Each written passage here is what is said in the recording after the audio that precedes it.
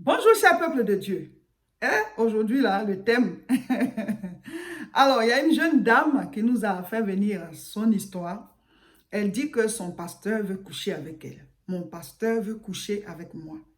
Et comme on a l'habitude de raconter les histoires que vous nous faites venir, pour en sortir des leçons, des enseignements pour chacun de vous, on va aussi utiliser son histoire.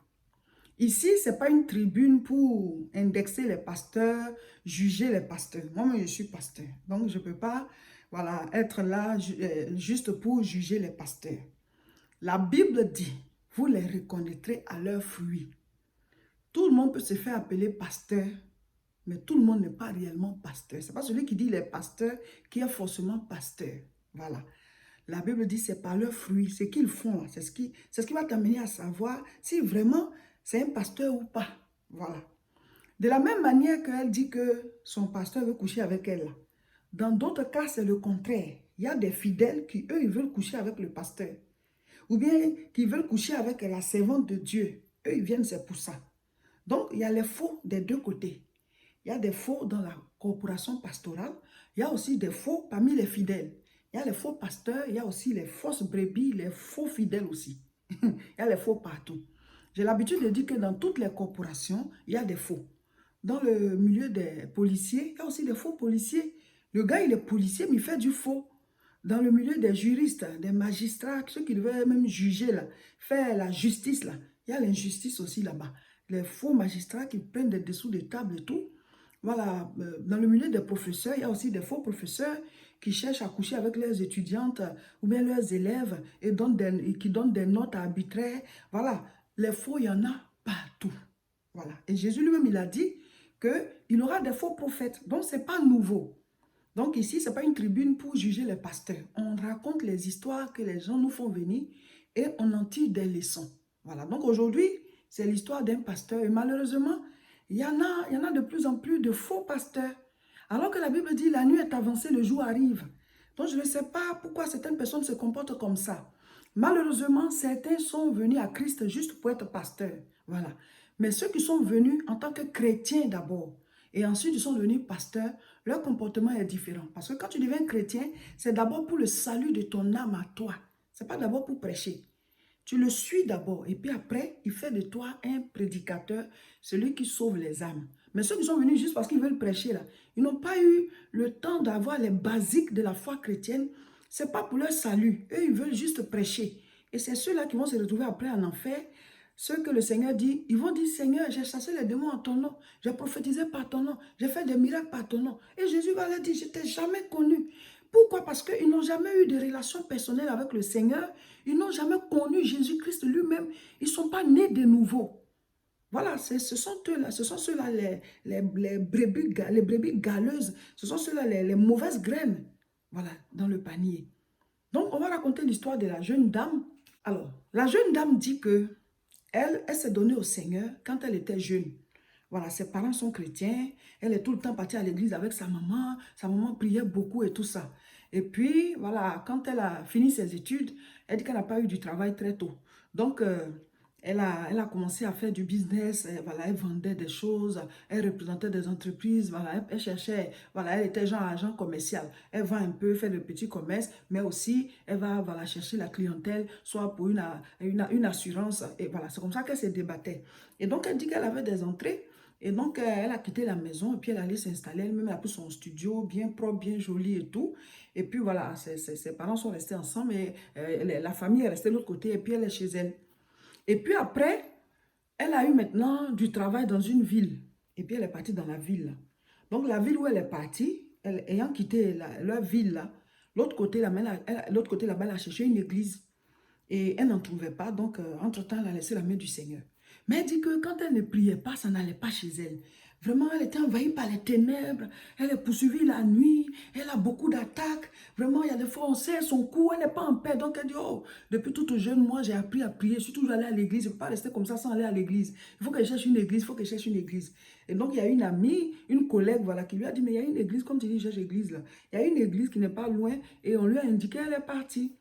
Donc, elle a dit qu'elle est arrivée, l'église, en tout cas, les gens, ils prient, le pasteur, il prêche, l'église, il y a du monde, voilà. C'est une église bien.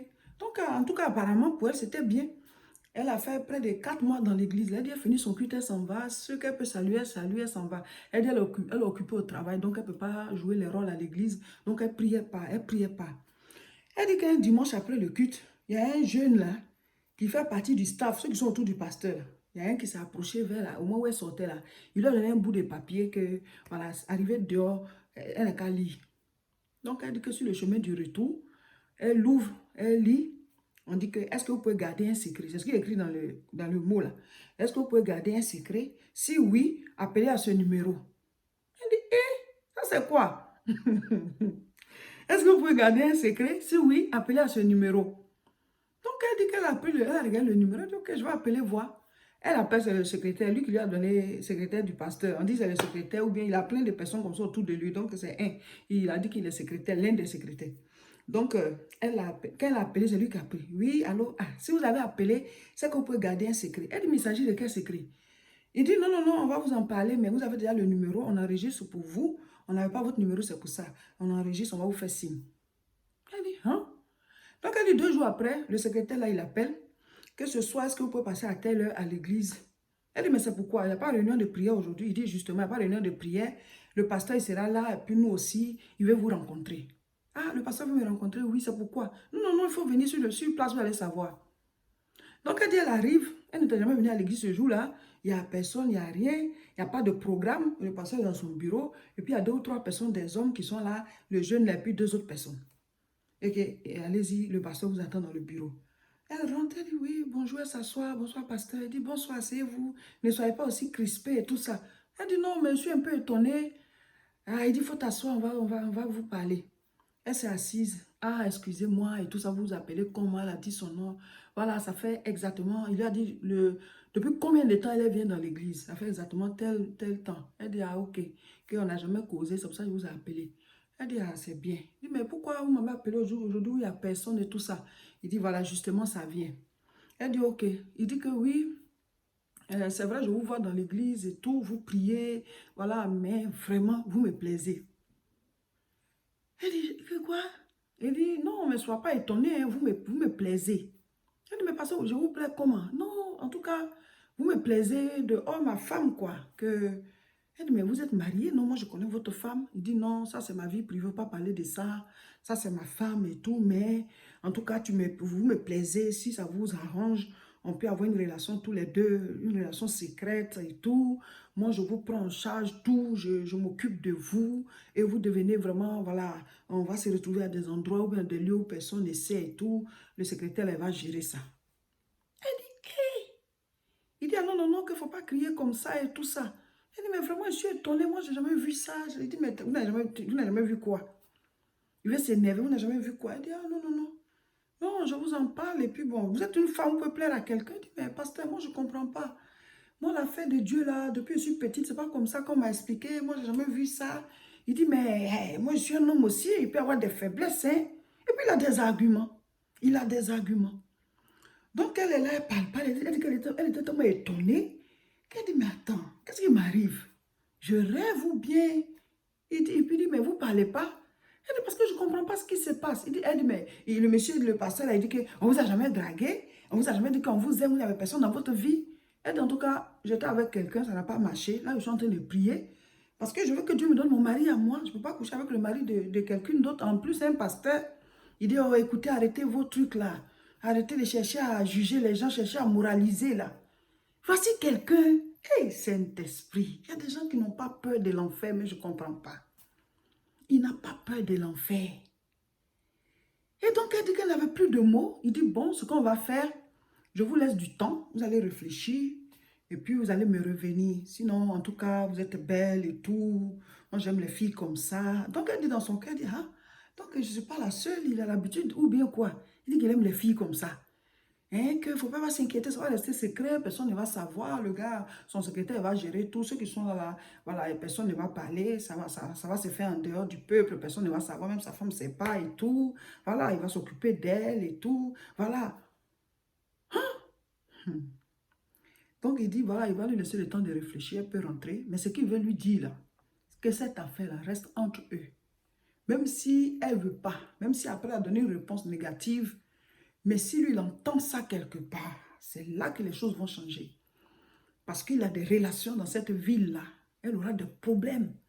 Et puis lui, vu sa relation qu'il a avec Dieu là, il va la maudire si jamais quelqu'un est au courant. Elle dit, mais attends, déjà, ce que tu me dis, ça m'étonne. Et puis regarde les menaces qui arrivent. Sinon, en tout cas, je t'aime bien, je veux être avec toi et tout. Mais si jamais tu sens qu'il y a des idées, voilà, pour détruire mon église qui te traverse la tête, ou même détruire mon couple avec ma femme, ou bien gâter mon nom, voilà, me donner une mauvaise presse dans la ville, là. Si j'entends, là, ce sont les malédictions. Et quand moi je prie comme ça, là, Dieu, il fait. Il y a des gens qui croient que Dieu leur appartient. Toi, tu vis mal. Ce que tu vas dire là, Dieu va faire. Tu es un sorcier, c'est un mystique. C'est un mystique, il sait sur quoi il compte. Donc, c'est comme ça, il a menacé la fille. Et puis, dit, en tout cas, lui, elle lui plaît. Elle n'a qu'à lui réfléchir. Donc, elle dit qu'elle tremblait même quand elle sortait. Elle dit, waouh. Donc, elle dit que quand elle est quittée là, non seulement elle n'est plus revenue dans l'église, elle n'est plus revenue vers eux. Elle n'a même plus cherché à rencontrer ce pasteur. Elle dit, à jamais. Elle ne passe même plus vers l'église là. Elle est restée chez elle et elle dit qu'elle va même chercher à quitter la ville. Elle va se battre pour trouver affectation pour quitter la ville. Donc, elle dit qu'ils ont laissé passer 2 semaines ou 3 semaines, ils ne l'ont pas vu à l'église. Et le numéro là l'a appelé encore, c'est le secrétaire là. Que oui, le pasteur dit que tu n'as pas encore ramené ça, tu n'as pas donné sa réponse. Et puis on ne te voit plus à l'église et tout ça là. Que qu'est-ce qui se passe? Que vraiment il t'aime beaucoup, voilà, tu es une belle femme et tout. Et donc lui il vient être avec toi et puis tu ne viens plus à l'église et tout. Donc elle dit que vraiment, je suis désolée. Je ne vais plus venir dans l'église et dites au pasteur, là, ma réponse est négative, que moi je vais aller au ciel. Depuis que je suis enfant, puis on va à l'église, là. C'est la fête du royaume des cieux, pour le salut que moi on m'a prêché. C'est ce qu'il est en train d'expliquer là. Moi, je ne rentre pas dans ça. Non seulement, je ne peux pas aller coucher avec le mari de ma camarade, je ne vais pas envoyer un homme de Dieu en enfer, parce que si vraiment il est homme de Dieu ou pas, moi je ne sais pas. Mais je ne veux pas être dans le péché de quelqu'un qui est en train de tromper Dieu. Je veux être tranquille dans mon coin. Je me suis trompée en venant dans votre église. Donc, effacez mon numéro, je ne veux plus entendre parler de ça. Ne m'appelez plus. Parce que vos malédictions que vous prononcez à tout bout de champ, là, je ne veux même pas avoir affaire à ça. Donc, effacez mon numéro. Chacun reste dans son coin. Moi, je vous avais dit de ne pas en parler à quelqu'un, je ne veux pas en parler. Voilà. Et puis, c'est comme ça que elle dit que le jeune, il a dit, ok, on reste sur ça, chacun reste dans son coin, on ne veut pas que vous balancez l'histoire à quelqu'un, on ne veut pas que vous gâtez le nom du pasteur dans la ville, que ça reste secret, et ça reste comme ça, chacun reste dans son coin. C'est comme ça que, elle dit que ça s'est passé depuis 3 ans, 2 ou 3 ans, elle a eu le temps de demander affectation pour quitter la ville. C'est quand elle est rentrée voilà, en famille là-bas qu'elle a expliqué à ses parents. Elle n'a même pas voulu dire le nom du pasteur. Elle dit elle ne sait pas sur quoi il compte pour pouvoir voilà, lui créer des problèmes. Elle veut rester dans son coin, elle veut juste la paix, quoi. Voilà. Donc, elle fait venir l'histoire parce qu'elle a peur. Elle dit que, voilà, est-ce qu'il ne va pas la maudire? Est-ce que s'il la maudit, ça ne va pas l'atteindre? Parce qu'elle a refusé et tout ça. Et maintenant, voilà, elle cherche la prière, mais elle veut qu'on en parle pour que ça sauve d'autres personnes. Voilà, parce que comme elle ne m'a pas dit le nom de la personne, elle-même aussi, elle ne m'a pas dit son nom. Voilà. Donc, est-ce qu'on peut prier pour elle, pour l'aider dans la prière, pour que, voilà, si jamais le gars, il a quand même prononcé des choses que ça ne puisse pas l'atteindre. Vous voyez comment les gens, ils manipulent les âmes mal affermies, comment ils manipulent des innocents et des innocentes, des gourous qui se font passer pour des hommes de Dieu, mais en fait, ce sont des sorciers. Donc, voici l'histoire de notre sœur. On va en sortir quelques leçons pour que chacun de vous puisse savoir comment se comporter, mes frères, mes sœurs. Déjà, j'aimerais remercier chacun de vous pour la confiance que vous nous faites en faisant venir vos histoires qui édifient tout le monde. Après, on fait sortir les leçons. Ça fait des cas pratiques. Voilà. Voilà. Plusieurs appels par appel anonyme, numéros masqués pour expliquer parce qu'ils ne veulent pas qu'on sache qui ils sont. Voilà, souvent, on n'a pas aussi le temps de rester en ligne pour écouter. C'est pour ça qu'on vous dit, envoyer des, voilà, par appel, message vocal, voilà, un résumé. Parce que quand c'est trop long aussi, les vidéos ne sont pas longues, voilà. Donc, résumé envoyé par WhatsApp. Mais vous ne voulez pas aussi qu'on sache qui vous êtes, donc on ne sait plus comment faire. Mais elle, par exemple, c'était appel anonyme. Mais l'histoire, vraiment, ça édifie tout le monde. Voilà. Alors, la première chose que j'aimerais dire, par rapport à cette sœur, c'est que arrêtez de trembler devant quiconque est prêt à vous maudire. Lui, d'abord, il vit mal. Il ne devrait même pas être pasteur parce qu'il n'est même pas encore délivré. Il est en train de tromper la vigilance de tout le monde, mais il ne trompe pas la vigilance de Dieu. Hein? La Bible dit, l'Éternel est lent à la colère. Ça ne veut pas dire qu'il ne se met jamais en colère. Donc lui-même, là, il y a une malédiction qui plane sur sa tête. À tout moment, s'il meurt, il va se retrouver en enfer. Parce que ce qu'il fait là, c'est très grave. Mais par rapport à quoi lui va te maudire, puis ça va t'atteindre. Je vais lire.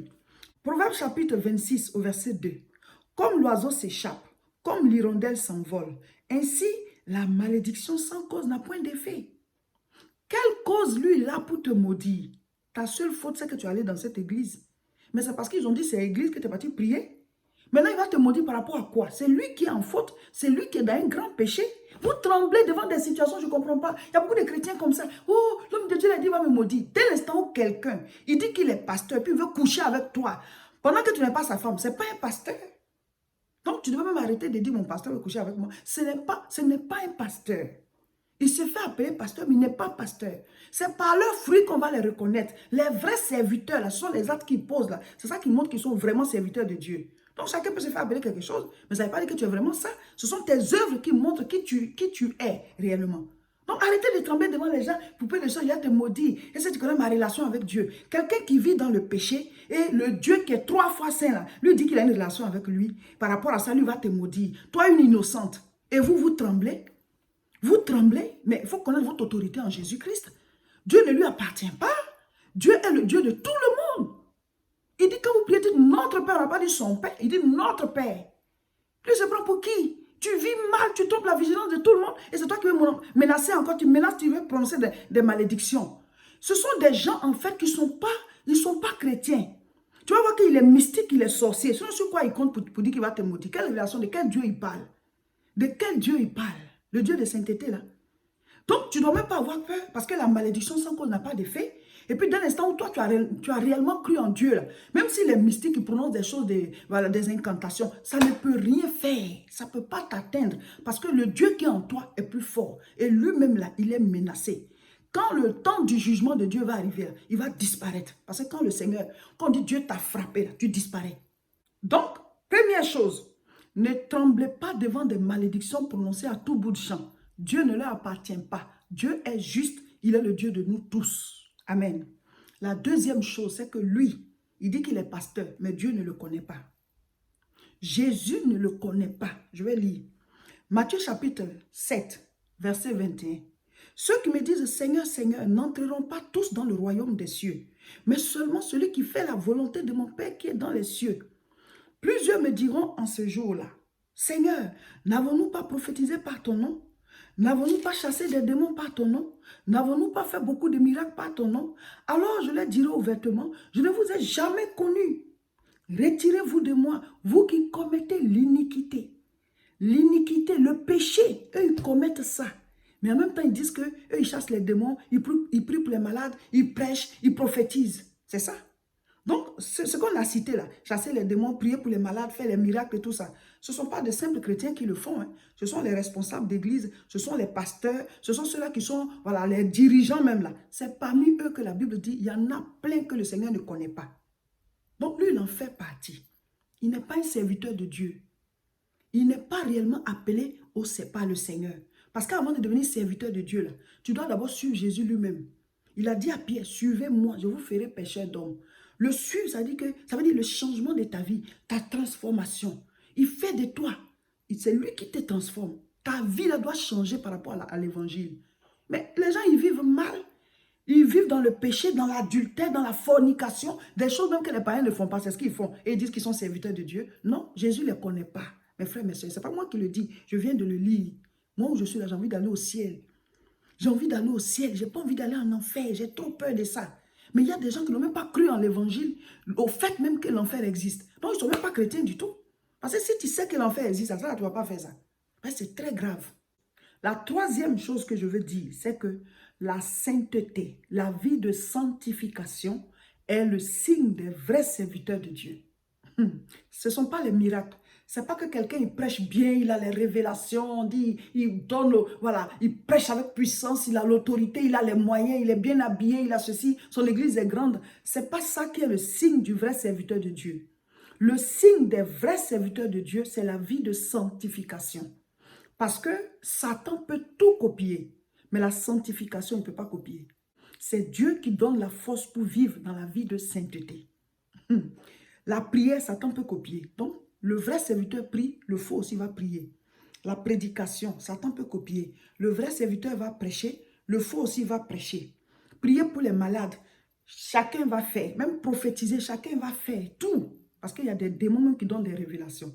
Dans les loges là, c'est quoi? C'est les mystiques. Ils ont des révélations. Les démons n'ont pas perdu leur puissance. C'est devenu des puissances maléfiques. Mais Dieu, la Bible dit quoi? La Bible dit le Seigneur ne se répand ni de ses dons, ni de son appel. Toute la puissance que les démons, les anges déchus avaient, ils l'ont gardée. Donc, il y a encore de la puissance parmi eux là-bas, mais ce sont des puissances maléfiques négatives.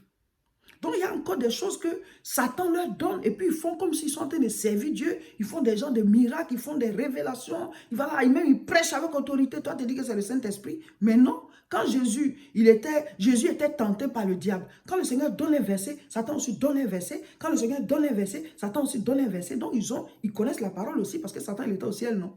Il connaît la parole. Mais seulement ce que Satan ne peut pas copier là, c'est la sanctification. Ça veut dire quoi? Les vrais serviteurs de Dieu, c'est ceux-là qui vivent une vie de sanctification. Point. Point. Donc, il a une grande église, mais s'il ne vit pas une vie de sanctification, le gars, c'est un homme à sexe, une femme à sexe, elle dit elle est servante de Dieu. Mais le sexe, là, elle n'est pas délivrée. Elle n'est pas encore servante de Dieu. Elle doit être fidèle. Il doit être fidèle. Lui-même doit d'abord être délivré. La Bible dit, un aveugle ne conduit pas des aveugles. Ils sont tout le monde tombe dans un trou. Ils ne sont pas délivrés eux-mêmes. Ils disent que c'est eux qui vont délivrer les autres. Ça se passe comment? Ce n'est pas un pasteur. Je ne suis pas en train de juger, je suis en train de lire la Bible et puis je vous dis. Tu es aveugle, tu vas diriger des aveugles. Comment? Il faut attendre, toi, tu dois te délivrer toi-même. Donc, ils ne sont pas délivrés du sexe. Ils ne sont pas délivrés de la fornication. Ils n'ont pas eux-mêmes connu le Seigneur, le mystère de la piété. Il y a une puissance qui descend, qui te brise le joug du péché, le mystère de l'iniquité dans ta vie. Et tu es libéré, tu es né de nouveau, tu es sobre, tu as reçu Christ. En ce moment, tu peux aider les autres. Mais il y a encore les vices, ce plaisir du monde là dans leur vie, ils camouflent et puis on dit on est serviteur. Et ça détruit l'œuvre de Dieu, ça détruit le témoignage. Chacun va rendre compte. Si tu n'es pas prêt, laisse affaire de prêcher, laisse affaire d'être pasteur, deviens d'abord un fidèle. Jésus ne t'appelle pas d'abord pour prêcher, il t'appelle pour ton salut à toi. Donc Satan peut tout copier, sauf la sanctification. C'est la sanctification qui est le signe des vrais serviteurs de Dieu. Il dit prêche le Seigneur. Est-ce que lui-même il se maîtrise spirituellement? Est-ce que lui-même là, il a la gestion de son côté sexuel là? Parce que si tu es vraiment délivré, là, ton côté sexuel, tu vas gérer ça par le Saint-Esprit. Je lis. Ésaïe chapitre 6, verset 3. Ils criaient l'un à l'autre et disaient, Saint, Saint, Saint est l'Éternel des armées. Toute la terre est pleine de sa gloire. Quand on dit Dieu est amour, on dit ça une fois. Quand on dit Dieu est bon, on dit ça une fois. On dit Dieu est compatissant, on dit ça une fois. Tout ce qu'on dit de Dieu, on répète ça, on dit ça une seule fois. Mais la sainteté de Dieu est répétée 3 fois. Saint, Saint, Saint est l'Éternel. Donc si quelqu'un dit que c'est Dieu qu'il sait, et puis le péché, la fornication, la vie d'impudicité, d'adultère est la base de sa vie, c'est pas l'Éternel qu'il sait. Soit, s'il a quand même une puissance, ça veut dire qu'il y a une puissance mystique en bas. Ou alors, il devait être chrétien, mais il veut être pasteur, alors qu'il n'a pas le niveau spirituel d'être pasteur. Donc, il a des vices, il a des péchés, il camoufle ça, il se fait passer pour un homme de Dieu. Et c'est tout cela que la Bible dit à la fin, ils vont se retrouver en enfer, parce qu'ils vont dire, on a chassé des démons à ton nom, on a prophétisé par ton nom, on a fait des miracles par ton nom. Et Jésus va dire, je ne vous ai jamais connu. Parce qu'ils n'ont jamais reçu la vie éternelle. Ils n'ont pas connu Christ, le Christ du salut, de la délivrance, pour que leur nom soit inscrit dans le livre de vie. Ils sont juste venus parce qu'ils ont envie d'être pasteurs. Ils ont envie de prêcher, ils ont envie de se faire voir. Ils veulent que les chrétiens les bénissent. Ils ont pensé le côté pécunier. Ils ont oublié le salut de leur âme. On va tout laisser sur la terre un jour. On sera là-bas de manière éternelle. Où serons-nous?